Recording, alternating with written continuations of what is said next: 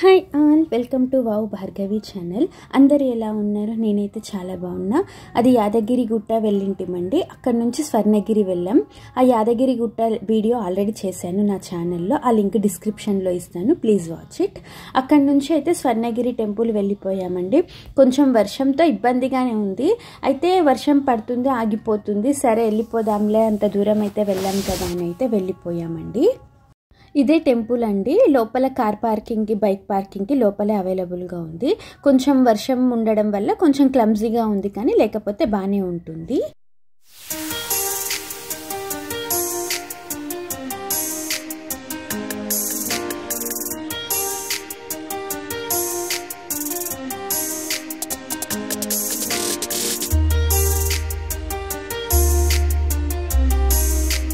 First వెళ్ళంగానే దేవుడి పాదాలు అయితే ఇలా ఉంటాయి. పైన టెంపుల్ అండి. ఈ మెట్ల నుంచి పైకి వెళ్ళాల్సి ఉంటుంది. అయితే దేవుడి దశావతారాలు ఈ మనకు లెఫ్ట్ సైడ్లలో మనం పైకి వెళ్ళే దారిలో కనిపిస్తూ ఉంటాయి. పాలరాతితో చేసింటారంటే చాలా బాగుంటాయి కూడా చూడ్డానికి. పైకి వెళ్ళిపోదాం పదండి.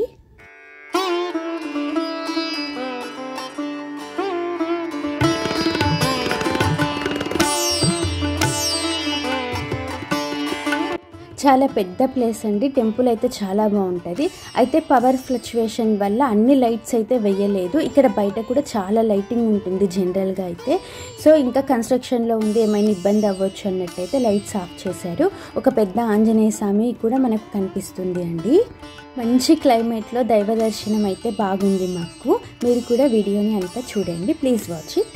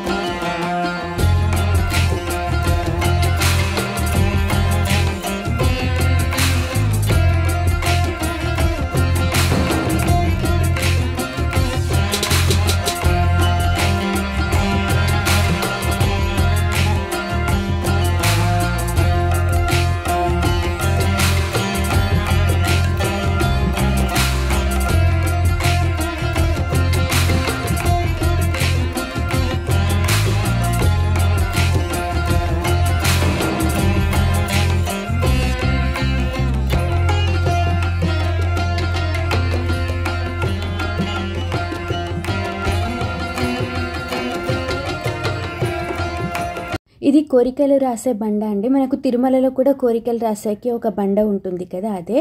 ఫస్ట్ అయితే ఎవరైతే చూడలేదు, నాకు ముందు తెలుసు అనమాట. అందుకు నేనైతే స్టార్ట్ చేస్తే అందరు స్టార్ట్ చేశారు కూడా.